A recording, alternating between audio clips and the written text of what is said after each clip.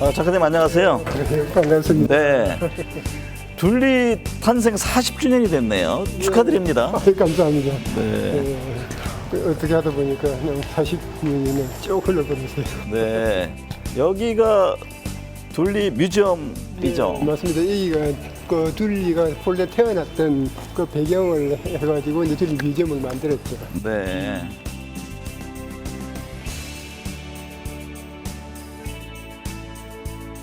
여기가 둘리 작업실을 재현한 방인가요? 예, 맞습니다. 그 한참 그 둘리 그릴 때 네. 그 방을 이제 제 방을 이제 그 재현을 했는데 실질적으로 이제 책상 같은 경우는 그때 당시 책상이 없어가지고 네. 그걸 했고 옷 같은 거는 진짜 제 옷이에요. 40년 전 그때 그 책상, 옷까지면 많은 생각이 드시겠습니다.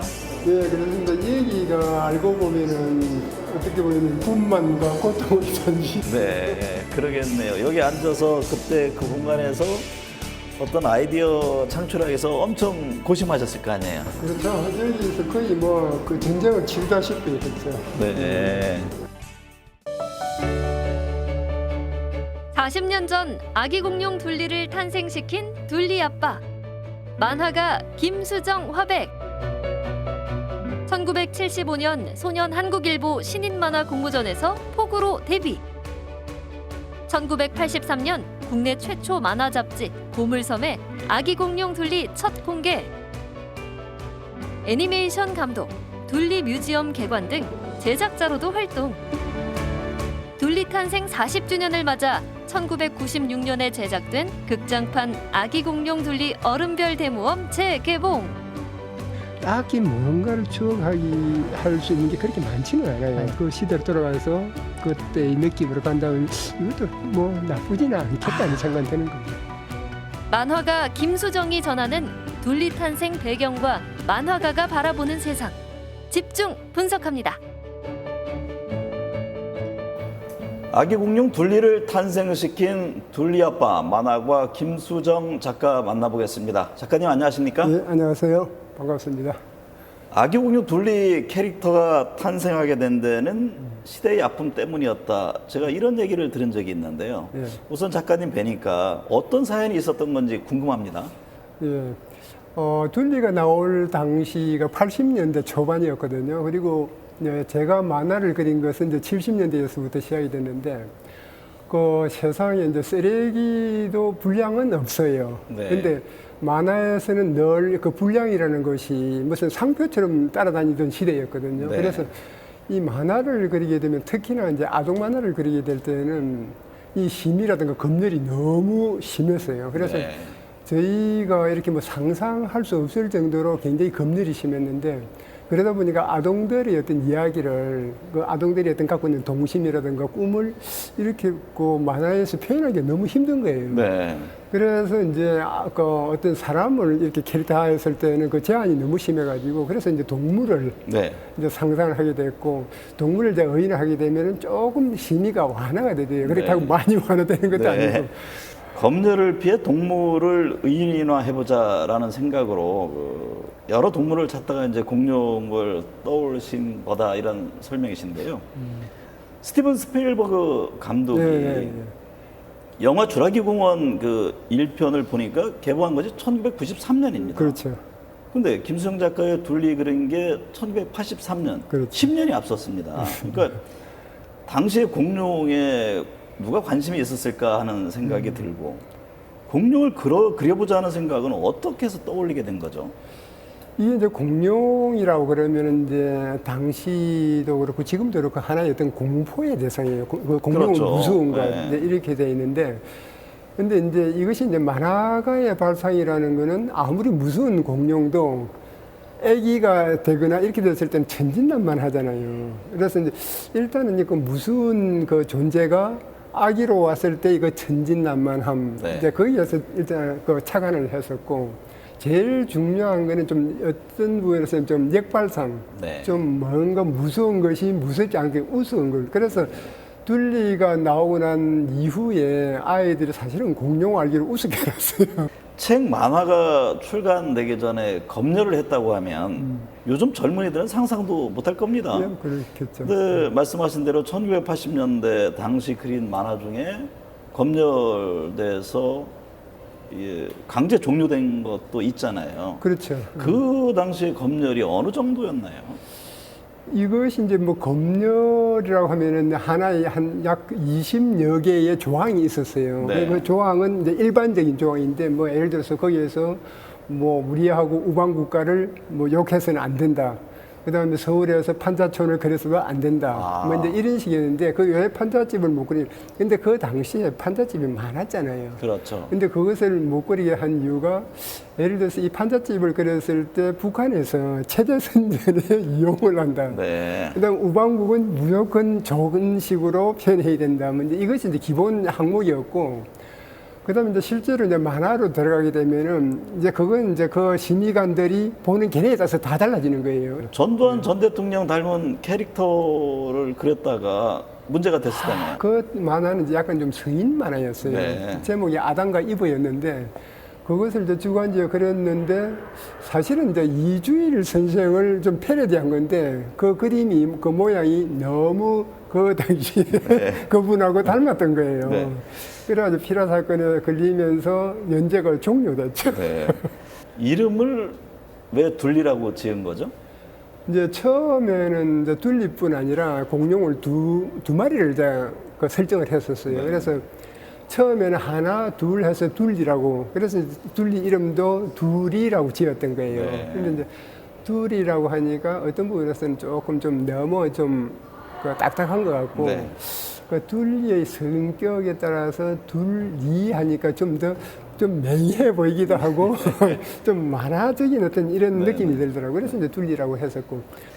아기공룡 둘리가 첫 선을 보인 것이 1983년이군요. 4월. 국내 최초의 그 만화 잡지 보물섬에 실리면서잖아요. 그렇죠. 예. 근데 그때 어떻게 연재하게 됐습니까? 아니면 그리고 있는 거를 그쪽에서 알고 요청이 들어온 건지, 아니면 직접 우리 작가님이 전화를 한 건지요? 소위 이제 그 보물섬 창간되면서 그 국내에서 내놓으라 하고 있는 작가들이 이제 18명이 엄선돼서 들어간 거예요. 네. 그랬는데 그리고 나서 이제 그 저는 그 제 친구 따라서 이제 그때 거기에 연재하고 있던 그 제 친구가 있었는데 그 친구가 뭐 어차피 그 시간 뭐 할 일 없으면은 같이 거기 가는데 놀러 갈래 그래요. 그래서 따라간 거예요. 네.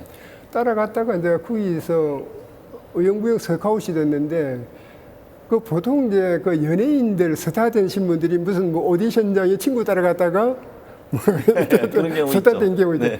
이 둘리가 이제 그런 케이스였어요. 네. 그래서 마침 갔는데 이제 그 당시에 연재하고 있던 저희 선배 작가분께서 네. 건강이 좀 안 좋으셔가지고 그 휴대를 들어갔어요. 그래서 거기에 이제 대타로 제가 들어가게 된 거죠. 처음엔 대타로 들어간 거군요. 예, 예.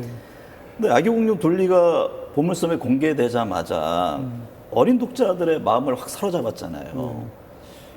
그 같은 폭발적인 반응을 예상하셨는지 궁금하고, 또 그렇게 인기몰이를 한 배경은 뭐라고 보세요?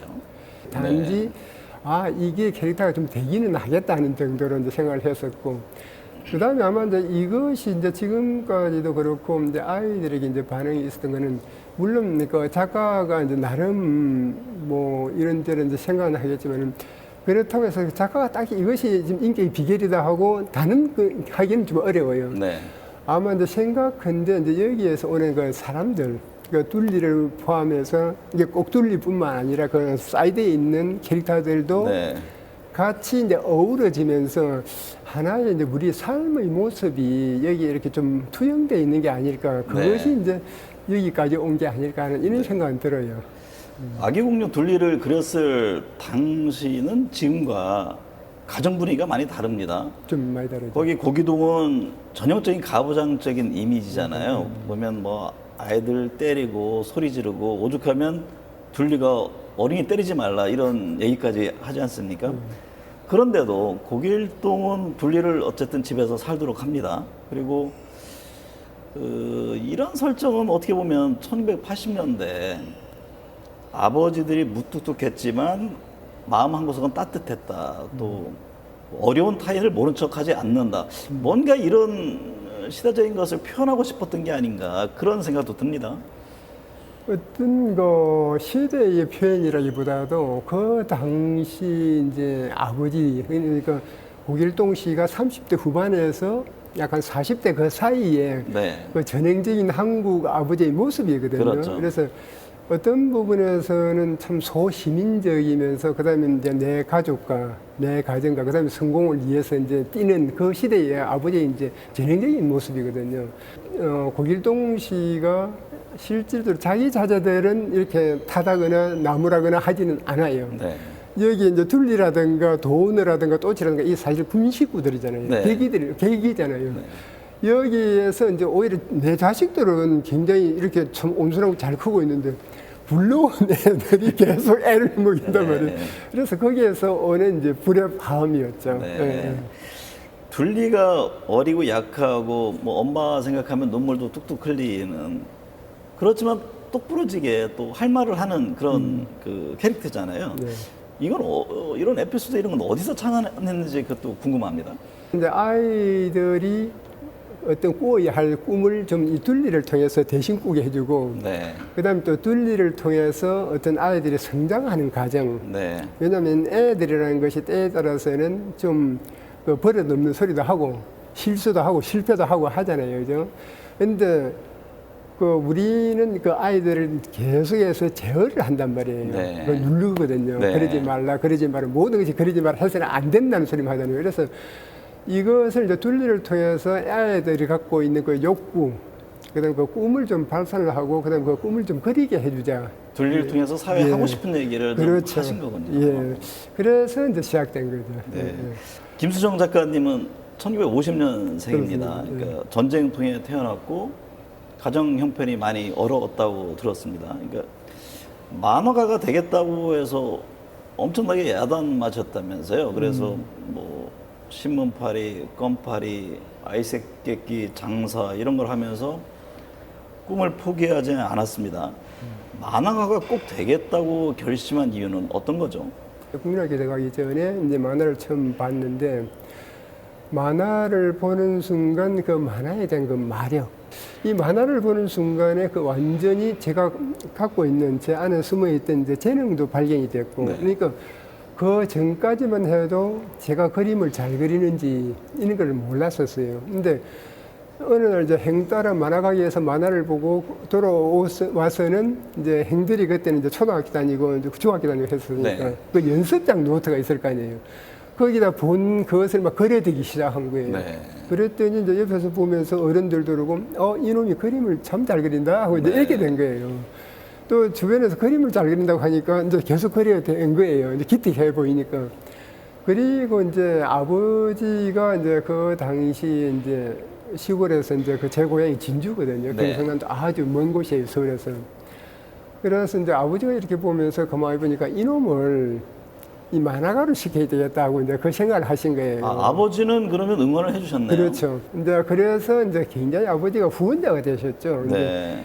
그랬는데 이제 뭐 아버지가 이제 그 제 중2 때 이제 돌아가시면서 이제 제가 이제 그 아까 이제 말씀하셨던 이제 여러 직장을 전전하게 됐어요. 네. 이제 뭐 신문팔이도 하고 우산 장사도 하고 뭐 여러 가지를 하면서 어쨌든 가게에 도움이 됐어야 되니까 그러면서 이제 했었고, 그리고 이제 그러면서 이제 만화가의 꿈은 이제 계속 키워왔어요. 왔는데 이제 정작 제가 성인이 되고 난 뒤에 이제 만화가가 돼야겠다고 하니까 이제 집안에서 이제 행들이 난리가. 예. 네. 아까 이제 전자에 말씀드렸다시피 만화라는 것이 굉장히 좀 그 사회에서 그 인정도 못 받고 그 어떤 그 불량의 어떤 대명사로 했던 치부됐던 때잖아요.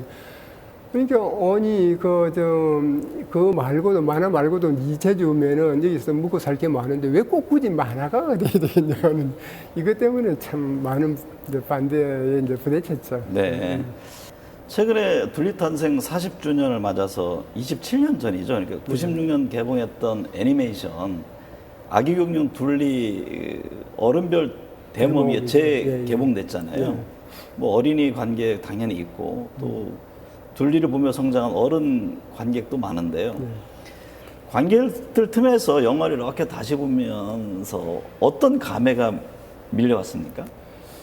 처음에 이제 이거 재개봉을 이제 결정을 하고 배급사가 이제 해보겠다 그랬을 때 저는 솔직히 말씀드려서 반신반의했어요. 네. 이것이 거의 30년 가까이, 이게 27년 전의 작품이고, 그리고 그 당시에도 이 애니메이션이 이제 우리 그 기술적으로도 완벽하지 않을 때였거든요. 근데 자, 이것을 27년이 지난 지금은 다시 건다. 지금은 이제 모든 게 또 디지털 시대인데. 네. 그랬는데 생각보다 그 관객 스코어가 이렇게 괜찮더라고요. 그래서 이제 개봉하고 이제 3일째 되는 날 제가 이제 극장을 이제 몰래 갔었어요. 그리고 솔직히 좀 부끄럽기도 하고 해서 이제 고개를 푹 숙이고 이제 갔었는데 가서 이제 관객들 사이에서 봤는데 생각보다는 그 어린이 관객들이 꽤 많았어요. 그것이 이제 어린이가 자발적으로 온 것보다는 이제 부모님들이 부모님의 과거 추억 예. 담아서 온 거죠. 둘리 탄생 40주년 계기로 영화도 재개봉됐고 또 모처럼 둘리 얘기를 많이 나눴습니다. 방금 이제 말씀하신 애니메이션 재개봉에 대한 그 꿈을 갖고 계시고 또 다른 어떤 계획이 있으신지요? 그리고 이제 제가 이제 그 2009년에 그 TV 시리즈를 이제 26편을 만들고 그리고 이어서 이제 뭐 어떤 부분에서는 이제 어른별 대모험의 후속이라고 할 수 있는 극장용을 기획하고 제작 중에 있었어요. 근데 이제 그것이 이제 피치 못할 사정으로 무산이 돼 버렸는데 최근에 와서 이제 생각해 보니까 이 이야기를 지금 당장은 애니메이션은 안 되겠지만은 이 이야기를 묵혀둘 것이 아니라 이제 출판 만화로 네. 좀 준비를 해야 되겠다 해서 이제 지금 현재 이제 그 작업을 하고 있어요. 그래서 아마 빠르면은 뭐 내년쯤 이제 출판 만화를 통해서 새로운 어떤 그 둘리 이야기가 여러분들에게 찾아가지 않을까 싶어요. 새로운 모습으로 다가오겠네요. 그렇죠. 40년 전 둘리 탄생 배경에는 가난하고 힘겨웠지만 만화가의 꿈을 포기하지 않았던 김수정 작가의 집념과 의지가 있었습니다. 그 의지로 둘리를 탄생시켰고 암울했던 군사정권 시절에 둘리와 함께 웃을 수 있었습니다. 오늘 함께 해주셔서 감사합니다. 네, 고맙습니다.